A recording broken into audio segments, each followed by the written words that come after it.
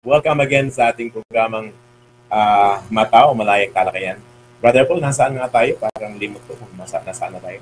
So ito ang pagkatalakay natin bansan tungkol sa paksa, tungkol sa Christology. Sapagkat ang Christology, Bradsane, o ang turo na si Kristo ay Diyos, ay tinutulan ito ng iba't ibang relihiyon. Merong dalawang panampalataya o pangkatin ng relihiyon na tumututol sa katotohanan na ito. At ito po, kung ating babanggitin, ay ang isa dito ay ang Iglesia ni Cristo, na kung saan tinutulan nila na si Kristo ay tunay na Diyos. At ang isa pa dito naman ay ang Jehovah's saksi ni Jehovah naman, ang kailan namang turo ay si Kristo, bagamat siya ay pwedeng tawagin na Diyos, ngunit hindi si Kristo ang tunay na Diyos, sapagkat ang tunay na Diyos na kinilala ng mga saksi ni Jehovah ay talagang si Jehovah. Okay. Marami ring nagtuturo na yung tinatawag na oneness, Brother Paul, na mali rin ang turo tungkol sa Panginoon. Kaya ganito ang topic po natin kasi marami po tayong tagalabas na dyan po sa labas na nagtuturo na salungat po sa katuruan ng katotohanan ng Biblia, ng simbahan. So, ito pong aming gawain ay ito po ginagawa namin bilang paglilingkod na to teach o ituro kung ano po talaga ang turo ng simbahan o ang turo ng katotohanan. Kaya ang atong paksa po ngayong gabi ay itong hapong Christology. So, bago natin tuluyan, Bradsane, ang ating paksa, magandang gabi po pala kay Brother Sherwin, Giovanni, Leonardo, nanood ngayon sa Iloilo. Brother Sherwin, kilala ko ba Brother Sherwin? Kilala ko, Bradsane. Siya po ay isang naglilingkod doon sa Divine Mercy. Divine Mercy. At kay Sister Susan Narciso, magandang gabi. At kay Brother Don Erwin Ibarita. Brother, good evening sa iyo, bro. So, Brother Erwin, magandang gabi. Dito lang sa among Oasis Broadcast Center.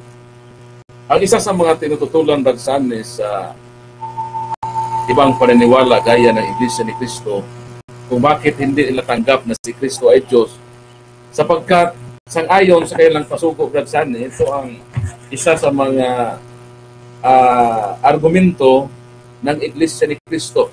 Halimbawa dito sa kanilang pasugo, Pebrero 2016, page 25, sinasabi dito, Bradsane, that Christ is man is sufficient proof that He is not the true God.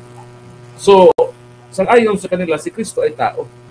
So ito, Bradsane, ay sufficient na daw na prueba na kung si Kristo ay tao, so makatuwid, hindi siya Diyos.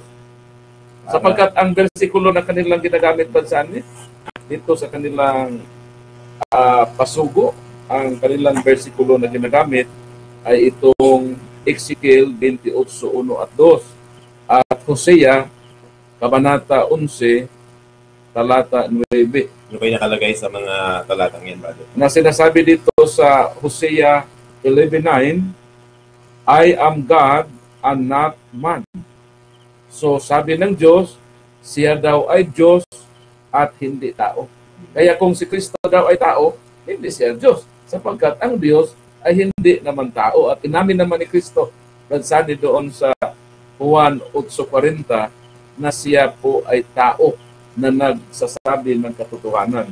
So ito ang isa sa mga argumento ng Iglesia ni Kristo kung bakit hindi nila tanggap na si Kristo ay Diyos, sapagkat ito ang sinasabi ng Diyos na hindi siya tao. At ang tao po ay hindi Diyos. Ayon sa Ezekiel 28:1 hanggang 2. Ano po ang maaring isagot natin, Bradsane, sa mga argumento ng Iglesia ni Cristo na ito ang ginagamit nila upang tutulan ang katotohanan na si Kristo ay hindi Diyos dahil siya ay tao? Una, brother po, lang masasabi natin dyan ay tayong mga Katoliko ay kagaya rin tayo ng mga Iglesia ni Cristo sa pananampalatayang si Kristo ay tao.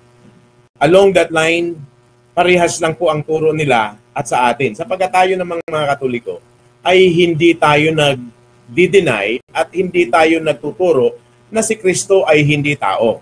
Ang atin lamang sinasabi na itong turong ito na si Kristo ay tao, ito ay kulang na turo.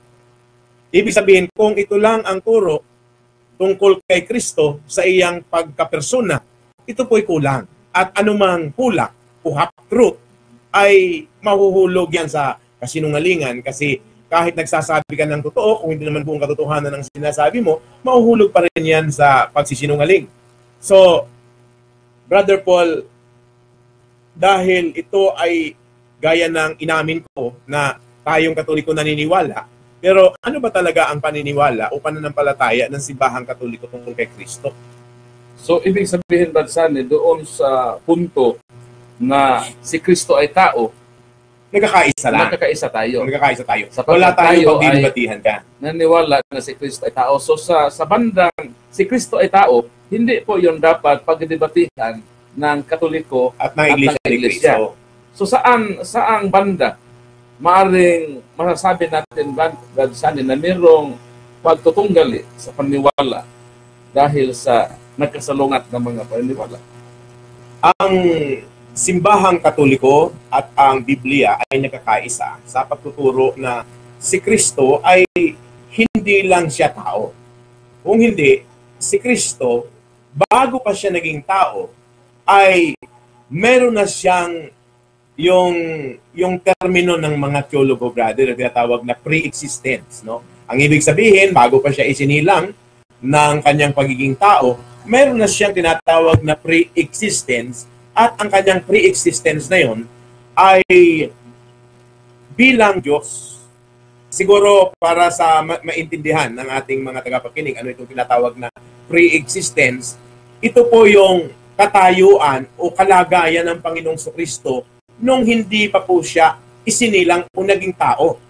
Napakahalagang paksa yan, Brother Paul, na pag-usapan yung katayuan o kalagayan. Ano ba ang kalagayan ng Panginoong Kristo bago pa siya isinilang? Ang problema, Brad Sunny, sa Iglesia ni Cristo, sapagkat hindi sila naniniwala sa pre-human existence ng ating Panginoon. At ito ang sinasabi ng kailang pasugo. Pasugo October 2007, page 13. Sabi ng Brad Sunny, the beginning of Jesus' existence was when He was born of a woman or Mary. So, ang kanilang paniniwala, Brad Sunny, hindi nila tanggap yung pre-human existence si Jesus. Okay. Si Jesus daw, existido lang nung siya ipinanganak sa mahal na Birhen Maria. Hindi tayo nagpo-problema, Brother Paul, kung ang Iglesia ni Kristo ay hindi sila maniniwala sa pre-existence ng ating Panginoong Kristo bilang Diyos. Hindi tayo nagpo-problema. Sapagkat ang Iglesia ni Kristo ay isang grupo lamang, gaya ng aking unang comment kanina, na hindi nga tumpak o buong katotohanan ang kanilang itinuturo. Ang mahalagang tanong, ano ba ang tinuturo ng Biblia? At ano ang tinuturo ng simbahan? Ang Biblia ay very authoritative na libro. Yun ang tanong. Ano ang tinuturo ng Biblia at yun ang ating tutunghayan? Ano ang tinuturo ng simbahan? Sapagat ang Panginoong Kristo ay nagtayo ng iisang simbahan lamang at ang simbahan ay siyang pundasyon ng katotohanan. So, ibig sabihin, Brad Sunny, sa topic about sa Christology, kailangan na malaman ng tao ang pre-human existence ni Jesus. Yes. Yung kanyang likas na kalagayan bago pa man siya naging tao. Importante po na paksa ito para malaman natin ang buong katotohanan tungkol sa Christology na subject, Brad Sunny. Yes, Brother Paul. Kaya hindi natin po problemahin kung hindi man naniniwala dito ang Iglesia ni Kristo. Kailangan magpatuloy tayo at baka naman may iilang Iglesia ni Kristo kung hindi marami na nakikinig sa atin at sa bandang huli ay maniniwala sa katotohanan at aalis na sa maling pananampalataya sapagkat ang partial truth ay hindi po buong katotohanan gaya ng pananampalataya ng Iglesia ni Kristo ay hindi po buong katotohanan yon sapagkat gaya po ng inyong malalaman ngayong gabi na ang turo ng Biblia po ay salungat sa itinuturo ng grupong ito na tinatawag Iglesia ni Kristo. So tunghayan natin, Brad Sunny, yung sinasabi mo na pre-human existence. Katotohanan ba ito na itinuro ng Biblia? Para sa gayon, ma-refute natin, Brad Sunny, itong sinasabi ng Iglesia ni Kristo na si Kristo daw, existido lang daw Nung isinilang siya. Isinilang. Noon daw si Kristo ay plano pa lang ng Diyos. Plano lang ng Diyos si Kristo. Panukala, kumbaga. Tulad kumbaga sa isang proyekto, Brad Sandy, si Kristo ay parang blueprint lang. So hindi pa talaga ganap ang kaniyang kalagayan o hindi pa sa existido sapagkat panukala lang siya. Pinanganak dahil panukala lang daw si Kristo noon. Ano ba yung tekstong ginagamit ng Iglesia ni Cristo sa pagpapatunay nila na si Kristo ay panukala lamang? Ang ginagamit nila, Brad Sandy, na talata ay dito po sa sulat ni Apostol Pedro. Ito ang kailang palaging ginagamit upang patunayan na si Kristo ay panukala lang ng Diyos bago pa siya naging tao dito sa sanlibutan. Dito sa sulat ni San Pedro, San Pedro,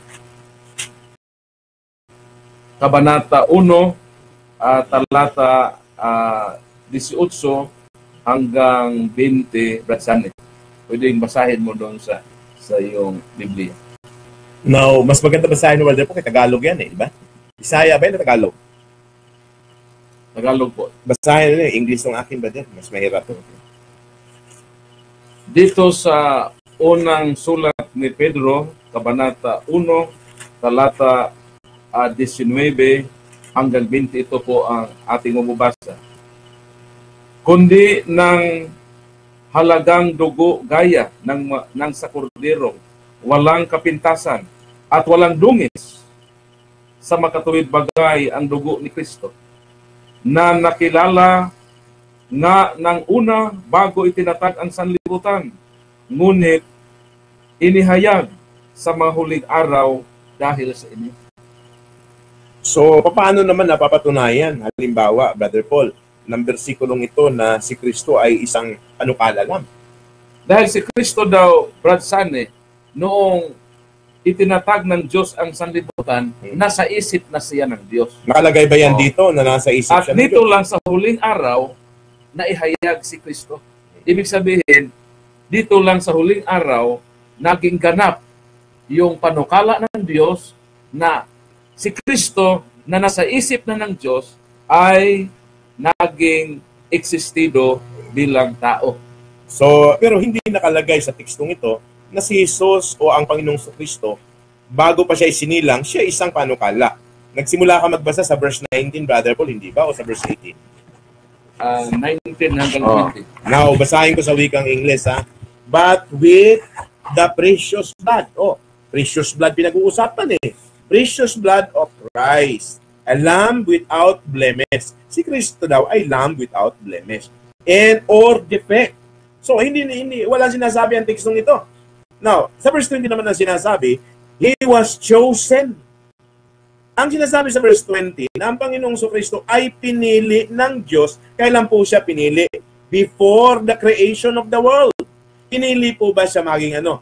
But was revealed in these last days for your sake. Ang sinasabi ng verse 20, na ang Panginoong Kristo ay pinili. Kung papag-aralan mo yung konteksto nito, pinili siya bilang tagapagligtas ng mundo. At ginawa iyon ng Diyos before the creation of the world.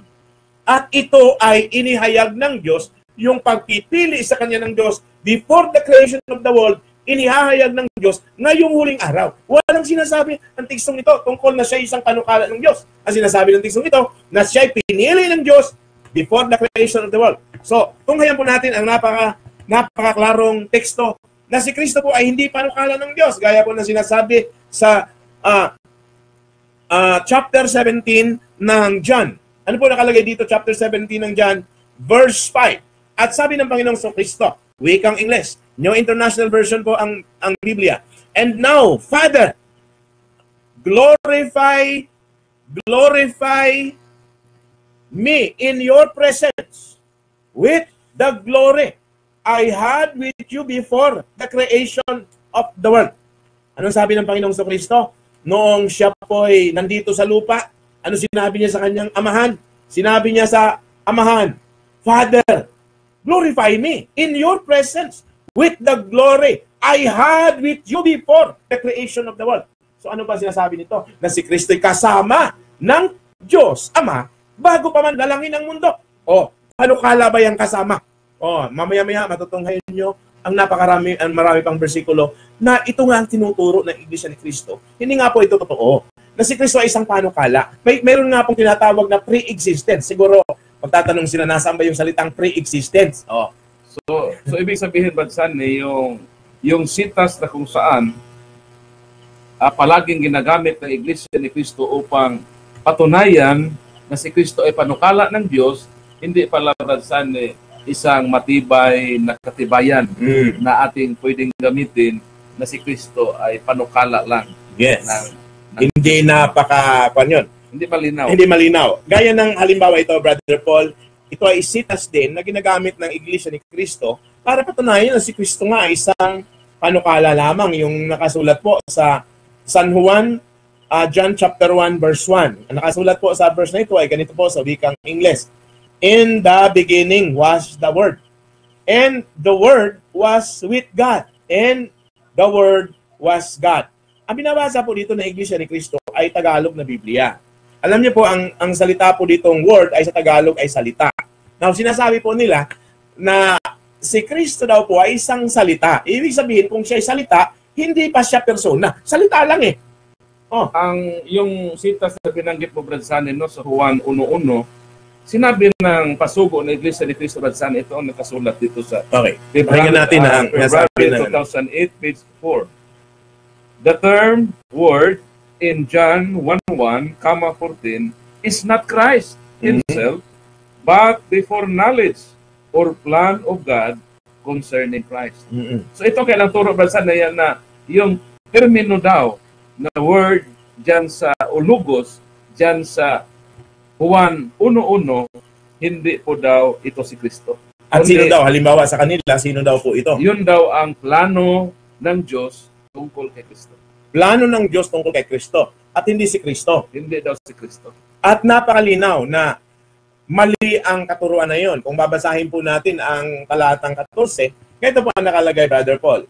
The Word became flesh. Ha? Karado. Ang salita po ay naging laman. That is a very literal translation po ng wikang Ingles. Pero sa iba pong salin nito, the Word became man. Ganun po ang salin sa ibang Biblia. Now, yung Word po na naging tao, sino po ba yon? Sabi po ng pagka-qualify ng talatang ito, and made His dwelling among us. We have seen His glory, the glory of the only begotten Son, who came from the Father, full of grace and truth. Now, sino naman po ba ang tao na tinawag na only begotten Son sa Biblia? So walang iba, Brad-San, kundi si Kristo. Tama. Kaya maliwanag pala, Brad-San, ang itinuro ng Biblia na yung salita, yung verbo, yung word o logos sa Griego, ay si Kristo pala ang tinutukoy nito. Si Kristo at wala pong iba. Kaya, Brad-San, itong tinuro ng Iglesia ni Cristo ng Pasugo na ang word sa John 1:1 is not Christ, ibig sabihin, napakamaling turo ito, Brad-San. Napakamaling turo na yan. Now, bigyan natin ng counting background para ipaliwanag natin ang tekstong ito. Now, dito po sa Juan, kapitulo chapter 1, kabanatang 1, talatang 1. Ang salita pong word dito, o salita, o sa wikang Griego po, ay logos. Or sa Latin ba yung verbo, Brother Paul? Latin ba yan? Parang Latin Bible yan eh. From Latin Vulgate. Spanish, no? Spanish. So, ang salita pong logos, word, verbo, ang tinutukoy po dito ay walang iba po ang Panginoong Jesucristo. Wala pong ibang tinutukoy ito. Tapos, ito po ay napakaklarado ng pre-existence. Ano? Sapagkat, ano po bang sinasabi ng talatang 1? Sa pasimula, ang salita ay kasama. Yung salitang kasama ay meron bang panukalang kasama? Yung siguro yun ang isang tanong natin. Kung isa kang panukala lang, paano ka magiging kasama? Alam mo, ang Greek word ng kasama ay pros. Ang salita pong pros ay ginagamit po yan ng mga taong malalapit sa isa't isa, kagaya ng mag-asawa. At ang Panginoong Jesucristo pala, ang Ama, ay isang mga persona na napakalapit sa isa't isa. gaya ng salitang ginagamit. Yung kanilang pagsasama ay pros po sa wikang Griego. Meron pong intimacy dyan. Yung po'y komentar ni Wiibay, isang protestanting komentarista. Di ba, Brother Paul? Now, unang-una, hindi basta panukala ang Panginoong Kristo sapagkat siya ay kasama ng Diyos sa pasimula. At hindi lang po siya kasama. Karado pong dinidescribe siya ng tekstong ito that the Word was God. Ang salita pong Diyos dito o Theos ay wala pong article sa wikang Griego. At ito po'y nagdi-describe po ito sa Logos o sa Panginoong Kristo. Na ang Panginoong Kristo ay tinatawag po siyang the Word was God. Sino po ba yung God na dinidescribe ng sino po ba yung Logos na dinidescribe ng salitang God? Ay siyempre yung Logos. So bago tayo magpapatuloy sa no, sabi ni Sister Ann Albert, good evening po. I am listening right now, cooking breakfast. Amen. Umaga na pala ayun sa Amerika. Okay. God bless sa inyong tanan. Salamat sa inyong effort and time. So, magandang umaga naman sa iyo, Sister Ann Albert, doon sa Amerika. Nagluluto siya ng breakfast. Sarapan mo naman. At saka kay Brother Christopher Barquilla, sabi niya, maayong gabi eh. Nanood ngayon si Brother Christopher sa Switzerland. Okay. So, good evening. At kay Brother Wilnard Banson, Director ng CCTN, ang mga drama, pelikula ng CCTN. So, good evening sa lahat ng patuloy na nanood sa atin dito sa ating programang Malayang Talakayan.